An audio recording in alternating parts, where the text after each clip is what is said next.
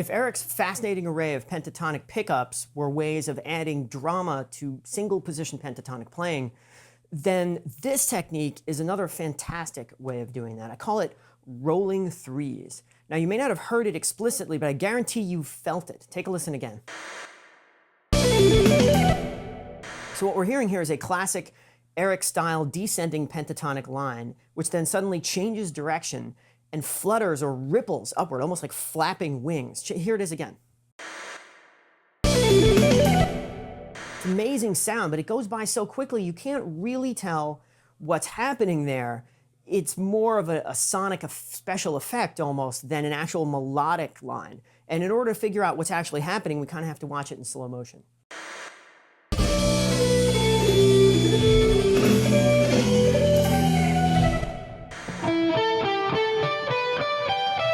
Rippling ever upward, and what that is essentially just the sweep part of the five. If we think about, for example, the 5 repetition that starts on the B string like this, down up, and then the sweep.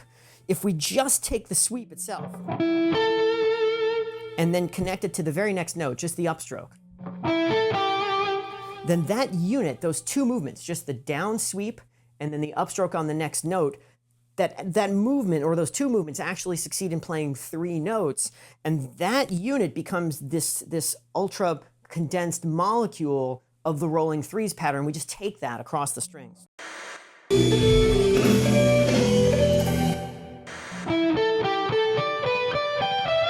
We're moving up across the strings because this rolling 3 unit connects perfectly to itself. It's down sweep and then upstroke, and then down sweep and then upstroke again on the next pair of strings. So the first pair of strings would be this, and then the next pair would be this, and then the top pair would be this.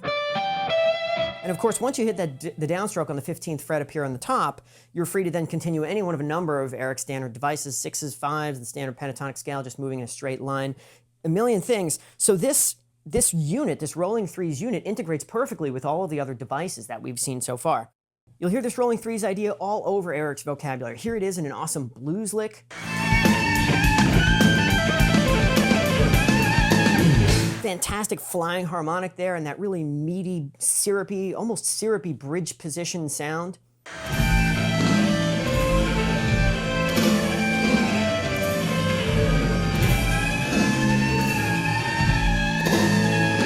There it is. And here it is in a more sophisticated, sort of embedded in context inside of one of these longer cascading pentatonic sequences.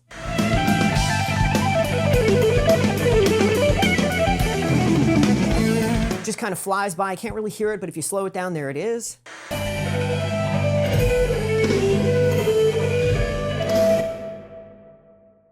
And then later on again in the same lick, just a little bit further down. So it's more of a textural device. It's not even really intended to be a melody that you can follow, especially at these speeds, which, again, aren't as fast, perhaps, as the single-string modern shreddy speeds of the metronome-intensive crowd. But when you're doing stuff across the strings like this, with this sort of delicacy, even 180 beats per minute can really be almost like warp speed flying by. Now, to get this to happen, especially at these speeds, takes a little trickery because of all these parallel fretting, the parallel fretting that's going on here, where we really want to get note separation. And if you listen to how he does this again, you'll hear how clear it all is. There's no overlap at all between the fretted notes. And of course, he's doing this again with his favorite finger, the ring finger, and then that rolling bar technique that we've seen so many times. To get this to happen in this first unit of threes here, if we look at this, how this would actually work, you'd fret the 14th fret with the ring finger, and then you'd flatten it out to get that sweep happening to the 14th fret of the G string. So we're 14th fret of the D, downstroke, and then flatten it out, and then the upstroke on the index finger. So that flattening, and of course at these speeds, that takes some coordination to get that to happen.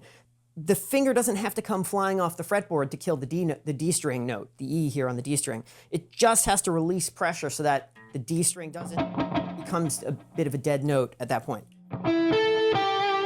Now, to get the next repetition happening, we have to do the finger swap that we looked at in the legato turnaround exercise, because the ring finger now needs to give way to the second finger, the second finger, the middle finger, so that we can then grab the next repetition, which is 1 fret higher up on the B string. So if we, the swap that has to happen here is this. So we roll the bar down, we hit the upstroke, and then we replace the ring finger with the middle finger on the A note, the 14th fret of the G string. And now we can do our second repetition of rolling threes, the second sweep that connects the G string to the B string. And that's perfectly separated because we can do it with 2 separate fingers in 2 separate frets. That's the easiest case of separation in this pattern. So the whole thing then so far across 2 strings is this. Now we get to the top repetition, the third one, and we're going to do the rolling bar again, but this time it's going to be the ring finger on the top 2 strings. And we've seen this before. This was in the original pentatonic pickup. It's the same exact device that we used. We're doing it here to connect the rolling threes pattern to the very top string. And the separation here is perhaps a little bit easier because when you roll down, the hand he's got all the space down here underneath the neck, and the finger can attain a greater angle and lift off the B string even a little bit higher. The entire sequence then is just 3 fingers, standard Eric Johnson style fingering. Now we can break out parts of this as exercises. For example, if we just took the top string, the top 2 strings, and used the rolling bar figure in a repeating fashion, we can make a little exercise out of it.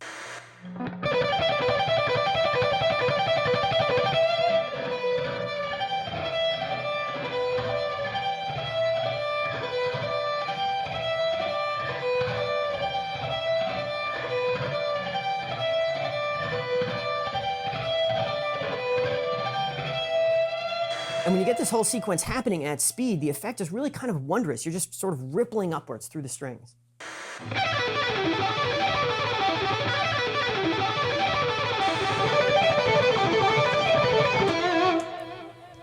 Now, I tend to use separate fingers for this pattern on the 14th fret stretches. I do the 2 and the 3 there as opposed to the rolling bar, but I do use the rolling bar when I get to the top string. So my version of the fingering for this, which is not necessarily a conscious thing, just I noticed this is the way I started playing it, and I generally like to go with the path of least resistance, just given how long it takes to learn stuff in general. But so my version of the fingering for this is this. So it's all separate fingers, 1, 2, and 3 for the first 2 repetitions, with the finger swap substitution. And then the bar, the rolling bar, once you get to the top. And so altogether, that's this.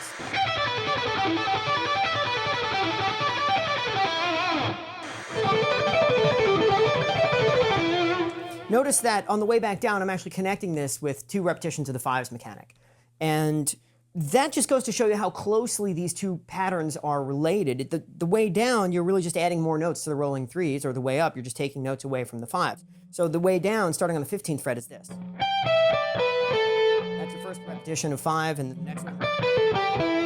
Now, another thing you'll notice about, which I think is incredibly fascinating about this rolling 3s technique, is if you look at what's actually going on in the right hand, you'll see something kind of amazing. Okay, there's the close-up view with the magnet, and you can see the first unit is the sweep, and then we do the upstroke, and we go into the next sweep. But now look what happens if we start 1 string later. If we don't start on the sweep, we just start on the G string. What do you get? You get 3 note per string sweeping. That's what's happening. It's down, up, down, down, up, down, down. Where have we seen that before?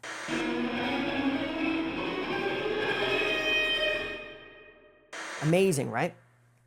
It's basically the same approach that Yngwie uses for 3 note per string scalar playing.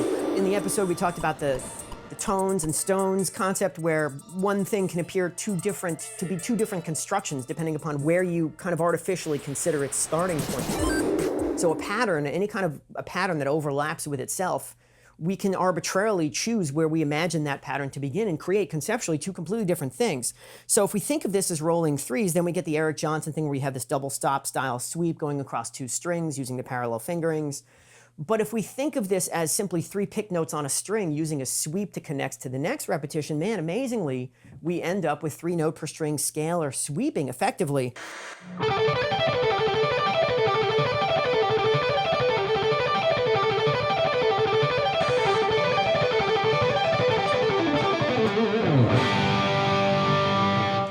How cool is that? We've taken a very idiosyncratic and distinctly Eric mechanic, and without changing it, but simply by reinterpreting it through the lens of Yngwie mechanics, completely changed the sound into a more straight-ahead rock kind of feel.